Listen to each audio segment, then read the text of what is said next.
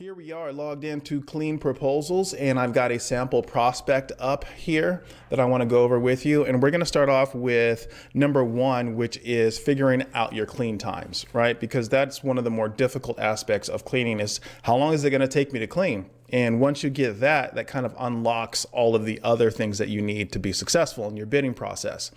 So we're going to go here to the automated price estimator. And I've already got office space filled out. I'm going to put in cleanable square footage, and I've got 5 days a week. So your cleaning times are going to vary based upon all of these inputs here, and I'll show you that in just a moment. So down here you have medium, difficult, or easy. So this will match your expectations or your client's expectations. And then you can slide this dial up here or down here to figure out how much hard flooring that you're going to have in this particular building. And then we're going to click next. And we're going to always say that we have employees, because if you're someone who doesn't have employees, you still want to bid as if you do have employees, because one day you want to have employees so that you're not doing the work yourself. And if you want to actually get jobs that will pay for employees, you got to bid that way. All right, so we've got a rate of pay in here. And then we have payroll tax. This is going to include federal, state, any type of local tax, as well as your general liability. All of this is changeable, so you can change your payroll tax, your supplies. If you want to do that, you can change your overhead. And then you're going to have a profit margin that you can slide up or down, okay? And what I really want you to pay attention to is your cleaning times and how this is going to change based upon those inputs that we put in step one. So what I like to do is I use this calculator not for my final price, even though this will work. This is for those people who don't have any experience and don't want to way overbid, don't want to way underbid. This number will work for you, your monthly price. You'll notice that the calculator gives you your monthly profit, your cleaning time, your price per service, and your monthly price to your client, and it automatically feeds into the proposal. If we click on compensation, you'll see that here. And I want to go back and show you how this cleaning time, which is the key that we're going to use to unlock the rest of this into step one, or option one, excuse me, is look at the variables that will change this. So if we go back to the first part here, if we slide it up to, let's look at that to clean time again, it's 3 hours and 36 minutes. If we slide this to difficult and go back here, you'll see how that went up from 3 hours and 36 minutes to 4 hours. That's a variable that's going to change your cleaning time or your production rate. Let's go back to medium here and see that it's 3 hours and 36 minutes. Also the flooring type. So if it's more carpet, it's easier to clean, right? So you'll see how it went from 3 hours and 36 minutes to 3 hours and 1 minute.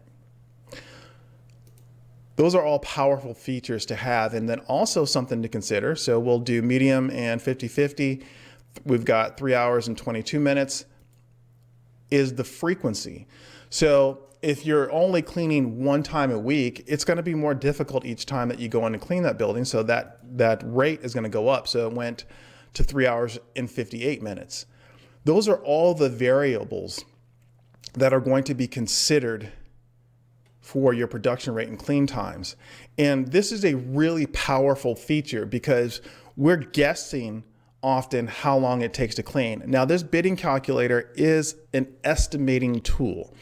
We can't guarantee that we have every single contingency covered, but this is going to give you a good starting point that I'll show you how to go into more detail in option one here.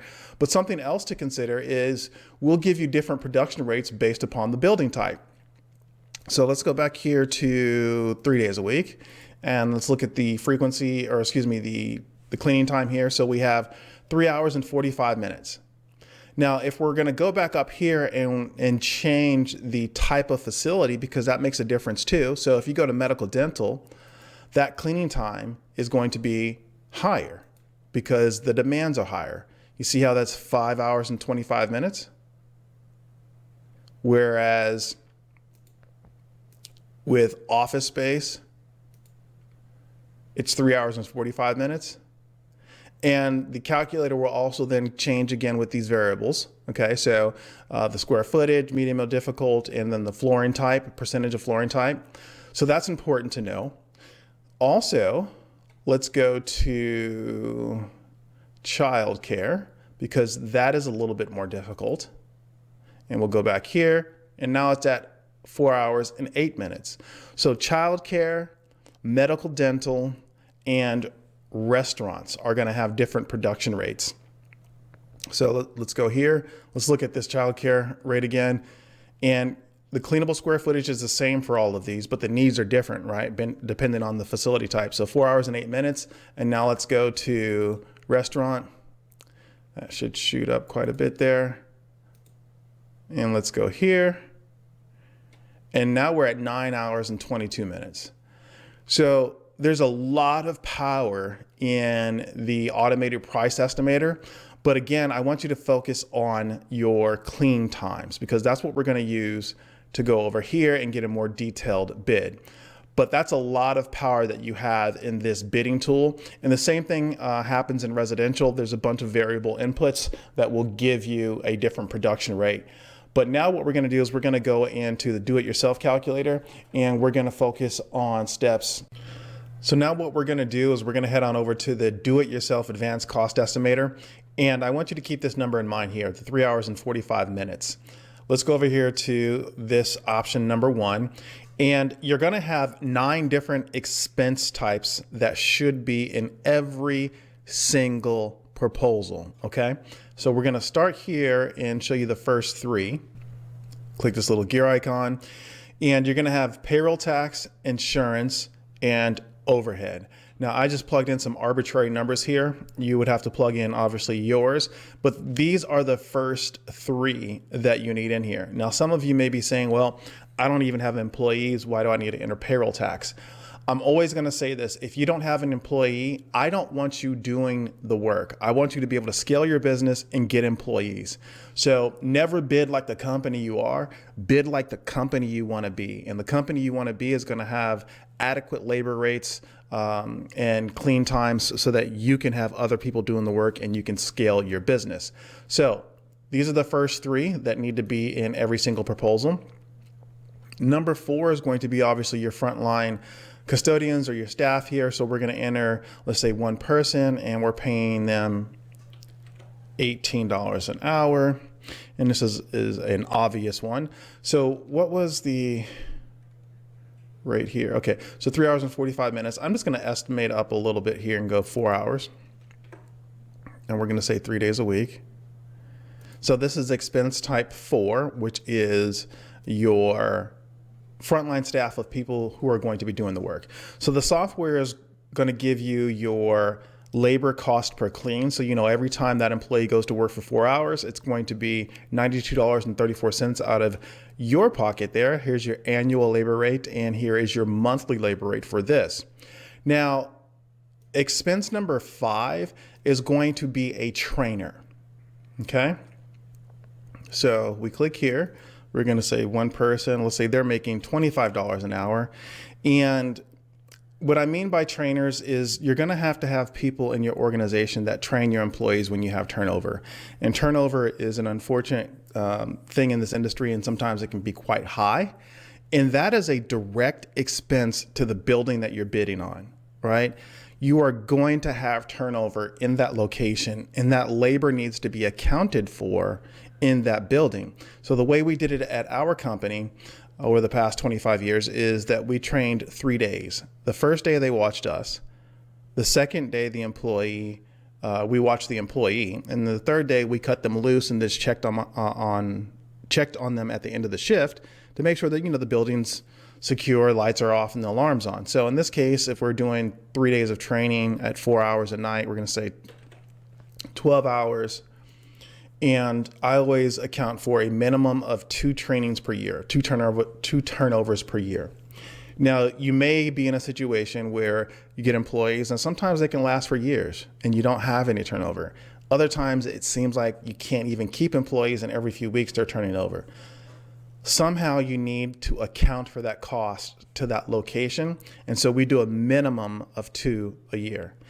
And the next thing that we're going to have, which is expense number 6, is we are going to have inspectors. So let's say you have one person that's making, $20 an hour.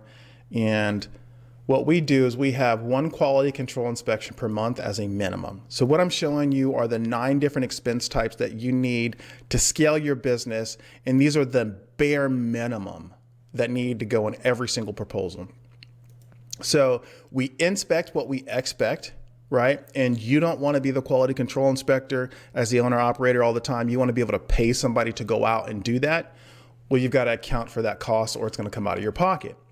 So here are the 6 expenses that need to be in there so far. You're going to have your payroll tax, your insurance, and overhead.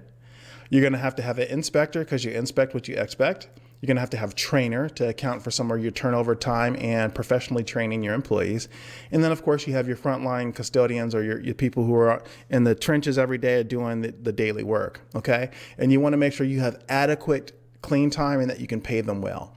So these are the 6 things that you need. Now you need 3 more expenses.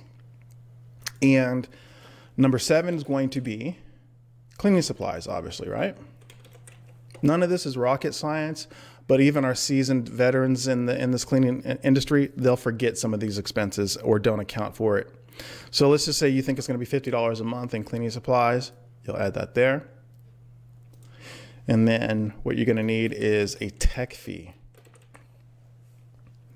Now, the reason why I include a tech fee as a different expense here is that when I'm explaining to the prospects the structure of our cleaning bid and how we came up with our number, one, this looks good. It's a technology fee. And 2, you actually do want to account for this cost. So the quality control software that we use charges us an onboarding fee for every new customer that we add. And we pass that on to our clients. And also you want to account for things like this software, clean proposal software. You also want to account for maybe bookkeeping software or things like that because you use technology to run your business. So you have to pass on those expenses to your customer. And then lastly, expense number 9 is going to be something that a lot of people forget too, is your drive time or fuel, right? And let's say that's going to be $125 a month. That's an expense directly related to driving to this location, whether you're driving there to do your quality control inspection, whether you are an owner operator doing the cleaning, you still have to drive and pay for that. You have to account for that time and expense in this particular proposal. So here are your 9 different expenses. And I want you to understand these are the bare minimums, but I have this in every single proposal that I do. Right? Because this is scalable. If you can't do quality control inspections, if you can't pay for your trainers, and if you can't have, well-paid custodians with adequate clean time, you're not going to scale. You're not going to be able to grow your company in a way that you really want to grow. And then, of course, unless you're cleaning with air, right? You got to have cleaning supplies, and then the technology fee and drive time. So there's other things that may be included in here, like we have a cell phone reimbursement, because we have our employees use their cell phones to log in and to get work orders, etc. So you might even want to add to this, but this is going to be the bare minimum structure. All right. So now you know the 9 different expenses that need to be in every single proposal each time. Let's take a look at number 4 here, number 3, which is going to be your profit margins and cash flow. So let's say you want to work on a 35% profit margin. What you're going to want to do is make sure you establish a profit margin minimum. So as you're scaling your business, you want to look at this and say, I don't want to do business below a certain ratio. So let's say 30% is your bottom line. You don't want to take a contract that's going to be below 30% profit margins because it just doesn't produce enough income for you to scale your business. That's going to be important. And then you're going to also want to look at a cash flow or a revenue minimum. So let me go back up here to 35%. Let's say your minimum is 30%. You want to bid at 35 or 40%. And so that way, if you have to negotiate, you can go back down to 30% and leave yourself some room in this proposal. But if you wanted to have 35% here, the software is going to tell you that your cash or your revenue from this particular bid is going to be $911.38, and your charge to your customer is $2,603.95. But there's a lot more power in this do-it-yourself calculator. What you can also do is, let's say you have a cash minimum. Let's say you don't want to take a job that's going to be below $1,000 in your pocket, right? So you can go over here, plug in $1,000. You can tell the software what you want to make on a job, and it will reverse engineer those numbers for you. So that way you are going to know what your profit margin is and what your charge to your customer is. But also, let's say you have a customer that is just tight on a budget. So that'll take us to our next element that needs to be in your successful bids. Being able to work with clients that have a tight budget. Okay, so that's going to be number 4. Let's say you've got a customer that's like, you know what, I really want to work with you, but I don't have a nickel over $2,400. What the software will allow you to do is go in here and type in the client's budget. Oops. Let's do that. Here we go. Let's say they had $2,400. The software then will then reverse engineer the numbers again and tell you what your profit margin is, tell you what your cash flow is. So you'd be making $707.43, and tell you what your profit margin is. So here you can work on your profit margin minimums, you can work on your cash flow minimums, or you can work with the client that has a tight budget. And the beauty about this software is you have all of those options here. And you can also go in here and then start playing with the numbers. So let's say you have a client that has this budget of $2,400. You can go in and go, well, you know what? I'm not sure if I want to take that because it's below my minimum profit margin of 30%. But what if I adjusted this to, let's say, 3 hours, 45 minutes, 3.75 hours, and I come back down here. Okay, now I am above my minimum profit margin. I can take it if I can do the account in 3 hours and 45 minutes. So you can go back here, play with all these numbers. The software will reverse engineer everything for you and give you accurate information. And then lastly, this is why you should avoid working by the square footage or bidding by the square footage, which is number 5. So if you know the cleanable square footage, let's say it's 12,500, the software is going to tell you what you're charging per square foot. Now, what's the relevancy of 19 cents a square foot to any of this? There really isn't, right? So if I were to tell you to charge 19 cents a square foot to bid this building, the only thing that you would know is that that would come out to $2,400. You wouldn't know what your profit margin is, your revenue. You wouldn't know how much you can pay an employee for how many hours per night. You wouldn't know if that included your trainers or your inspectors and your overhead and other expenses. None of that is going to be known if you just charge by the square foot. But the software is going to give you this information for those of you who would like to know this as a tool or an indicator where you're at. Let's say you're hearing in the industry that the average office cleaning is getting 22 cents a square foot or 25 cents a square foot. This is just an indicator. But costing your job out is really the way to do this. But the software will allow you to have this information at your disposal. So let's say you wanted to bid by the square foot. If you're curious to know what it would be at 25 cents a square foot, you plug that in here. The software will then tell you what to charge to your customer, and it reverse engineers your numbers again so that you know what your revenue is and your profit margin. But now on top of that, you know how many employees you're going to have, what you're paying them, your trainers, your inspectors, all your expenses are going to be accounted for in this number. So that is the power that you get with clean proposals, is that you can go in here and get a cleaning time or production rate based upon a bunch of variables here. It's going to give you different times. And then you can really go and cost your job out. You can include your 9 different expenses in all of this.